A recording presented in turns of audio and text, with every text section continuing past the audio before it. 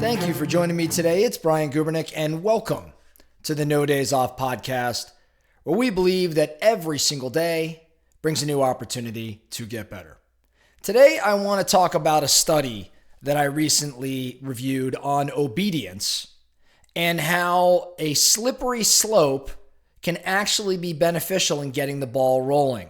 Sounds like a strange topic, but stick with me over the next few minutes. I think that you will figure a few things out, and this will make a difference in your world today. So let's talk about this study.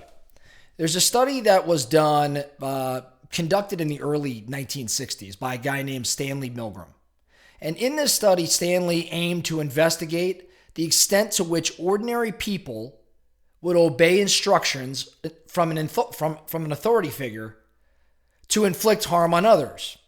Sounds like a strange study for me to be taking a look at, right? So the purpose was to investigate the extent to which your normal person would obey instructions from an authority figure to inflict harm on others.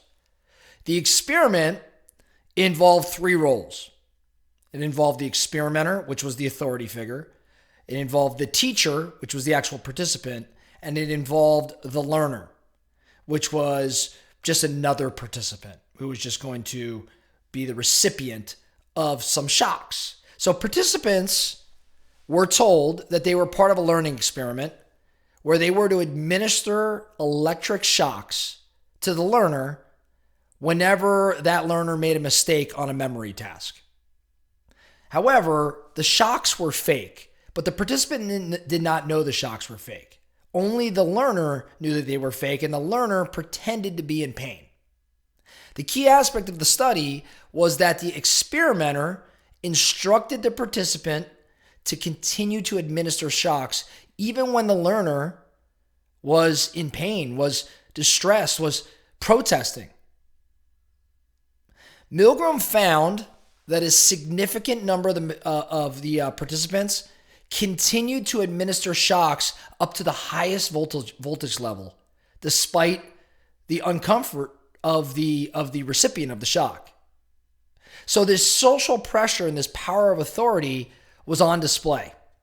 And I think those that observed the results of the study, they were amazed by how much influence authority and social pressure had, and these shocks were being administered. Now, Milgram's experiments were a demonstration of the potency of a different behavioral channel, and that's what I was referring to earlier today, which is slippery slope. A slippery slope took these individuals that were administering the shock, it took them one step at a time from what would be deemed an unexceptional action to exceptional behavior. They started with 15-volt shocks, which you can feel, but are not that significant. And then with the next wrong answer, it went to 30. And the next wrong answer, it went to 45. And the next wrong answer, it went to 60. It went all the way up to 450 volts. Now remember, the individual on the other side was just faking. Okay? But the person administering the shock did not know that.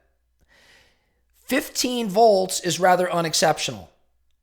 But the slippery slope, the rhythm or the momentum that was building from 15 to 30 to 45 to 60, all the way up to 450, even though the person administering thought the recipient was in pain, it was rather, dare I say, easy for the participant to do. What is this trying to prove? Right? Now, again, the experiment had a lot more to do with this apparent influence of social pressure and this influence of an authority figure who kept saying, administer more shock. And there was this pressure and there was no easy way out.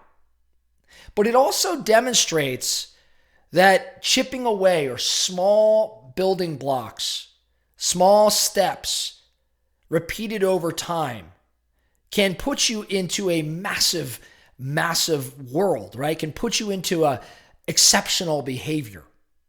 See, if the administrator had said, hey, I need you to go from 15 and then jump it immediately to 150, then jump it immediately to 300, odds are there would have been tremendous pushback. But because the momentum was created, because the ball was rolling, because of this slippery slope, unexceptional went to exceptional. Now, where does this show up in real life? Okay, this is just something to think around.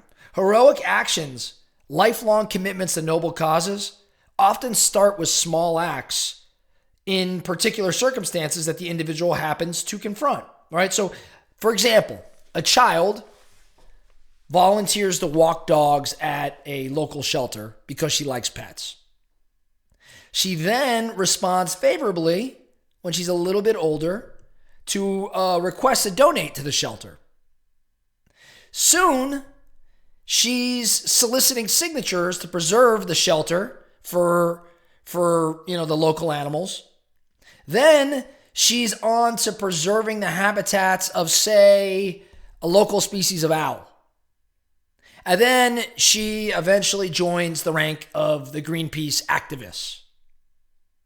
This shows up throughout life, right? Someone doesn't go from walking dogs on occasion to Greenpeace. It is a series of steps, small, each one small, compounding, going from unexceptional to exceptional behavior.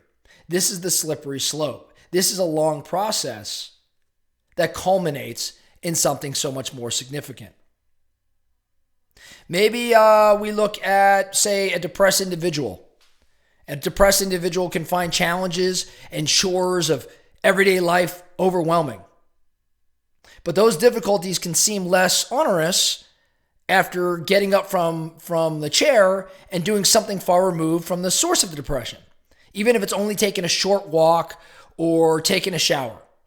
Maybe a messy kid might find a request to clean her room, like my kids, find the request to clean their room intimidating or too aggressive, which is frustrating. That's a conversation for another day. But clean your room is perceived as a big task. But maybe just picking things up from the floor is a more manageable task, which creates momentum towards more thorough efforts that ultimately lead to cleaning the room. So the idea here is that we learn to understand that the secret to getting big things done is to just get the ball rolling and take additional small steps one at a time. Block whatever channels make it easy to get sidetracked, and then count on the boost in motivation that comes when that end is in sight. So today's episode, I mentioned, is about slippery slope, right? We usually think about slippery slope, maybe going in a negative direction. But I'm actually saying leverage the slippery slope, leverage small steps, one at a time, one and over again. Leverage that and go from the unexceptional to the exceptional. In your world, I'm going to guess this applies. As a matter of fact, I think the focusing question today is, where are you looking to make a substantial move or substantial impact? And that may feel a slight bit overwhelming. But if you take a small step right now, today, and just take an action and kind of jumpstart this whole thing, get the ball rolling. And then tomorrow, take the next organic action. And then the next day, take the next action. You will find yourself going from somebody who's at a standstill, maybe procrastinating, to someone now building momentum, to somebody that now compounds these efforts over time and potentially lands with something exceptional. Where does this apply to you? Where can you take a step today? Better yet, I would encourage you to maybe map out the next few steps if you feel so inclined. Maybe that is deflating. Maybe you feel overwhelmed, so that's not a good step for you. But for many of us, as I was talking about the other day when we were talking about procrastination, just getting the ball rolling, right, creates the energy necessary to take the next step, which ultimately gets us to where we want to go. So on that note, that's all I have for us today. The No Days Off podcast. Thank you so much for listening. And remember, every single day brings a new opportunity to get better. So let's get after it.